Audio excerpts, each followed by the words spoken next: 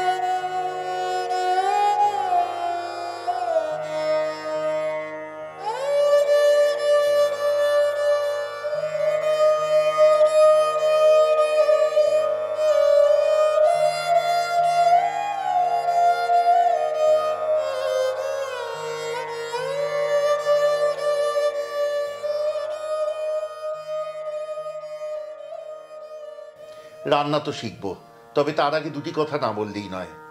ওই যে বলে, কিছু পেতে গেলে কিছু ছাড়তে জানতে হয়। একদিন তিনি তার কর্মজীবন খুব অনায়াসে ছেড়েছিলেন, তাই আজ বোধহয় শ্রীমতীর দরবারের মতো এত বড় প্রাপ্তি তার ঝুলিতে। আর দ্বিতীয় কথা, যে সন্তানকে এত সমাদরে তিনি পৃথিবীর আলো দেখিয়েছেন, তার নাম রেখেছেন সমাদৃতা। মৌসুমী রায় সরকার, আলাপ করব। নমস্কার। নমস্কার দাদা। খুব ভাল লাগছে আজকে আপনাকে এখানে পেয়ে। আপনার যে গল্পটি, আমি নিশ্চিত অনেককে প্রেরণা যোগাবে। সবচেয়ে যেটা বড় কথা, যে আমার আজকে এসে ভীষণ ভালো লাগছে, কারণ আপনাদের চ্যানেলকে আমি এত দিন ধরে দেখছি এবং এতটা ভালো লাগছে। হারিয়ে যাওয়া রান্নাগুলো এত সুন্দরভাবে আপনারা উপস্থাপন করেন যে ভীষণ একটা ভালো লাগা, একটা কোথায় যেন একটা আত্মিক টান অনুভব করি। আজকে এসে আমি আপ্লুত। আজকে রান্নাটি আমি সত্যি কথা বলতে কোথাও শুনিনি। কাঁচা হলুদের ব্যবহার এমনিতেই রান্নায় কম। কাঁচা হলুদের মুরগি, হ্যাঁ, রান্নাটিতে অন্যান্য বেশ কিছু উপকরণ আছে যা সাধারণত মাংস রান্নায় আমরা একেবারেই দেখি না। একদমই তাই। যেমন কালো জিরে, যেমন হলুদ পাতা। তবে হলুদ পাতার জায়গায় আপনার সাথে কথা হচ্ছিল, এটা তো একটু দুষ্প্রাপ্য। হ্যাঁ, একদমই। যদি হলুদ পাতা কেউ না পান, এটা বাদ দিতে পারেন। সেক্ষেত্রে কাঁচা হলুদের ব্যবহারটা একটু বেশি হতে হবে, একটু বেশি হলে ভালো হয়। রান্নাটা শুরু করব দিদি। একদম একদম। কিভাবে করব? হ্যাঁ, প্রথমে আমরা সর্ষের তেল দেব। মানে যেহেতু এটা একটা বাঙালি রান্না, মানে ট্র্যাডিশনাল রান্না, সেজন্য এখানে তো সর্ষের তেল অবশ্যই। তারপরে একটুখানি তেলটা গরম হলে তারপরে আমরা ফোড়ন দেব। ফোড়নে আমরা দারচিনি, তেজপাতা, এইটি আমরা ফোড়নে ইউজ করব। আচ্ছা,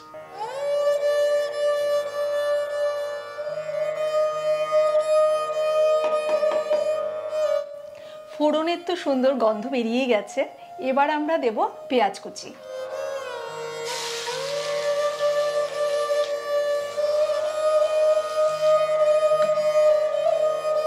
সুন্দর পেঁয়াজ ভাজার গন্ধ বেরিয়েছে। এবার আমরা আদা রসুন বাটাটা দিয়ে দেব।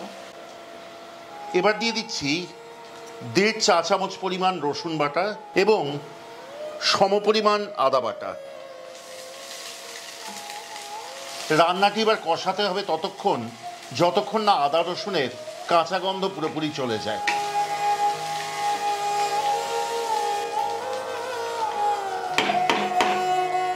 দারুণ সুন্দর ভাজা ভাজা হয়ে গেছে, দারুণ গন্ধ বেরিয়েছে। এবার আমরা বাটা মশলাগুলো একে একে দিয়ে দেবো। অনেক পুরনো রান্না তো, এই রান্না কিন্তু গুঁড়ো মশলার চেয়ে বাটা মশলাতে অনেক বেশি সুস্বাদু হবে। প্রথম দেব 1 চা চামচ পরিমাণ জিরে বাটা। তার সাথে দিলাম 1 চা চামচের একটু কম শুকনো লঙ্কা বাটা, 1/2 চা চামচ কাঁচা লঙ্কা বাটা। তবে ঝাল আপনি নিজের স্বাদ অনুযায়ী দেবেন। এবার ভালো করে সব মশলা কষিয়ে নিন। এই সময় যোগ করুন সামান্য জল। তেল ছেড়ে আসা অবধি মশলা কষাতে থাকুন। মশলা কষে তেল একদম ছেড়ে বেরিয়ে এসছে, দারুণ লাগছে। মানে গ্রেভিটার একদম অসাধারণ কালার এসছে, ভাবা যায় না। মনে হয় এটা আপনার হাতের জাদু। এরপরে আমরা বেটে রাখা যে কালো জিরেটা আছে সেটা দিয়ে দেব। আচ্ছা, হাফ চামচ পরিমাণ। এইটাই একটা নতুন জিনিস, মাংসে কোথাও প্রায় কখনো দেখা যায় না। এটাই একটা মানে এই মানে রান্নাটার মেইনলি যেটা ব্যাপার, কালো জিরে, হলুদ পাতা, হলুদ।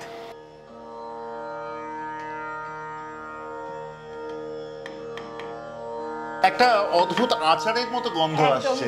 সেই গন্ধটার জন্য তেল একদম ছেড়ে দিয়েছে, ভীষণ সুন্দর। এবার আমাকে বলুন তো, এবার কি করি? হ্যাঁ, এবার আমরা এখানে যে আমাদের কাটা চিকেনের পিসগুলো আছে এগুলো এখানে দিয়ে দেবো। আচ্ছা আচ্ছা, এর সাথে এবার আমরা আমাদের যে মেন ইনগ্রেডিয়েন্টস প্রথমে বলেছে হলুদ, সেটা আমরা এবার দেবো।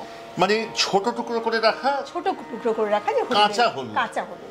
মানে আপনি হয়তো একটা জিনিস খেয়াল করেছেন, এখানে কিন্তু প্রথমে আমরা কোনো হলুদ দেব না, দিইনি তো। সেটাই এবার ইউজ হবে, কাঁচা হলুদ।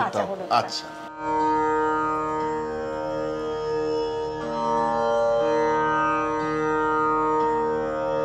মুরগির সাথে দিয়ে দিলাম ছোট কুচি করে কাটা 1 টেবিল চামচ কাঁচা হলুদ।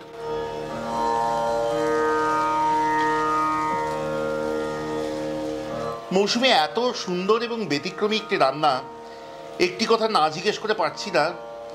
এই কাঁচা হলুদের মুরগি, এই রান্নাটা আপনি শিখেছেন কোত্থেকে? হ্যাঁ, এটা আমি আমাদের শ্রীমতীর দরবারের এক হ্যাঁ। সদস্যর থেকে আমার শেখা এটা। ওনাকেও কিন্তু আমাদের হয়ে ধন্যবাদ জানাবেন। একদম একদম। এই সময় এই রান্নাতে যোগ করব অল্প একটু জল। আমি এখানে আগে থেকে গরম জল করে রেখেছিলাম। তার সাথে যোগ করব স্বাদ অনুযায়ী নুন এবং খানিকটা হলুদ পাতা। আগেই বলেছি, যদি আপনি হলুদ পাতা না পান তাহলে কাঁচা হলুদ একটু বেশি ব্যবহার করবেন এবং হলুদ পাতা বাদ দিতে পারেন। ভালো করে মিশিয়ে নিয়ে এই পর্যায়ে রান্নাটিকে ঢাকা দিন। ঢাকা দেবার আগে আঁচ কমিয়ে নিতে ভুলবেন না। এই সময় অপেক্ষা কিন্তু মাংস সুসিদ্ধ হবার জন্য। যতক্ষণ রান্নাটি এই পর্যায়ে হচ্ছে, যা লাগবে পরবর্তী 10 থেকে 12 মিনিট, মাঝে মধ্যে ঢাকা খুলে দেখে নেবেন জল বেশি শুকিয়ে গেল না তো, মশলা পুড়ে গেল না তো। যদি তাই মনে হয় অল্প করে গরম জল যোগ করবেন এবং রান্নাটি আবার হতে দেবেন। যতক্ষণ রান্নাটি হচ্ছে আপনাদেরকে বলি কেমন লাগছে আজকের পর্বটি, আমাদের দর্শকের দরবারে সিরিজের অন্যান্য পর্বগুলি এবং আমাদের চ্যানেলের অন্যান্য রান্না দয়া করে আমাদের কমেন্টে লিখে পাঠাতে ভুলবেন না। যদি ভালো লাগে অবশ্যই শেয়ার করুন, কারণ এই রান্নাগুলি সত্যিই হারিয়ে যেতে বসেছে। তা বাঁচিয়ে রাখবার একমাত্র উপায় আপনাদের এবং আরও অনেক মানুষের মধ্যে শেয়ার করার মাধ্যমে এই রান্নাগুলি ছড়িয়ে পড়া। যদি ভালো লাগে সাবস্ক্রাইব করে সঙ্গে থাকবেন, খুব আনন্দ পাবো। এবং যদি মনে করেন আমাদের চ্যানেলের সব রান্নার নোটিফিকেশন প্রথম পৌঁছবে আপনার কাছে, তাহলে অবশ্যই বেল আইকনটি টিপে দিতে ভুলবেন না। দর্শকের দরবারে সিরিজে আপনাদের থেকে যে সাড়া পেয়েছি তা নিয়ে আমরা অভিভূত, আপ্লুত। কিন্তু ওই যে তবু মেটে না তৃষ্ণা, সেই জন্যই আপনাদের বলি আমাদের যোগাযোগ করুন। কেবলমাত্র এই সিরিজের জন্য নয়, 12 মাস নিজের পরিবারের গল্প, নিজের পরিবারের রান্না আমাদের সাথে ভাগ করে নিন। তা আমরা ভাগ করে নেব আরও লক্ষ লক্ষ মানুষের সাথে, কারণ সেখানেই কিন্তু লস্ট অ্যান্ড রেয়ার রেসিপিজের সার্থকতা। আমাদের যদি যোগাযোগ করতে চান, করুন তা আমাদের কলকাতার নম্বরে 6291834357। আরেকবার বলি, সোমবার থেকে শনিবার সকাল 11টা থেকে সন্ধ্যে 7টার মধ্যে যোগাযোগ করুন 6291834357 এই নম্বরে। যদি আমাদের থেকে খাবার অর্ডার করতে চান তাহলেও যোগাযোগের নম্বর এই একই। আমরা কিন্তু অপেক্ষা করব আপনাদের মেসেজের এবং ফোনের জন্য। এইবার রান্নাটি খুলে দেখবার পালা। মৌসুমী, দেখে নি একবার। একদম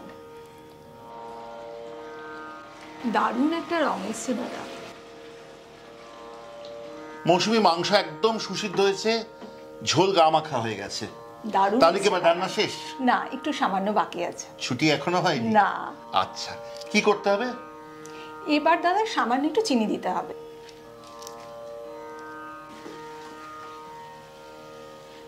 এবার তো দাদা হয়ে গেল চিনি দেওয়া, এবারই আসল ট্রিক্স কিন্তু। কিরকম? সেটা হচ্ছে এবার একটা ফোড়ন দিতে হবে। তো এর মানে আলাদা করে দিতে হবে? আলাদা করে দিতে হবে। আমি এটা তাহলে এখানে রাখি, তাহলে একটা আলাদা ফ্রেশ কড়াইতে। আর একটা নতুন কড়াই বসিয়ে দিই? হ্যাঁ, একটা নতুন কড়াই বসলে ভালো হয়। আর একটু তেল দিলাম। একটু তেল। তেল তো গরমই হয়ে গেছে। এবার 1/2 চামচ মতো গোটা কালো জিরে আর আমাদের চেরা কাঁচা লঙ্কা লাগবে 4-5টা।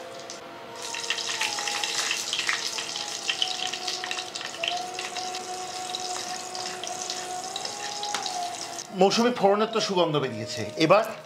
এবার আমরা এই ফোড়নটাকে, আমাদের যে মাংসটা হয়ে গেছে এর মধ্যে আমরা ঢেলে দিকে জাস্ট চাপা ঢাকা দিয়ে দেবো। রান্নাটা শুরু করেছিলাম আমি, শেষ করুন আপনি।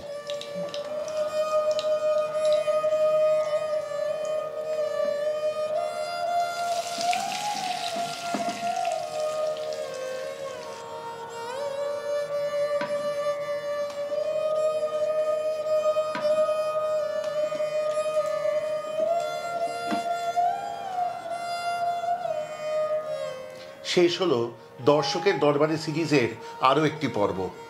পরিচয় হলো আরেক অতিথির সাথে, শুনলাম তার জীবনের গল্প, শিখলাম তার থেকে আরেকটি অনবদ্য রান্না।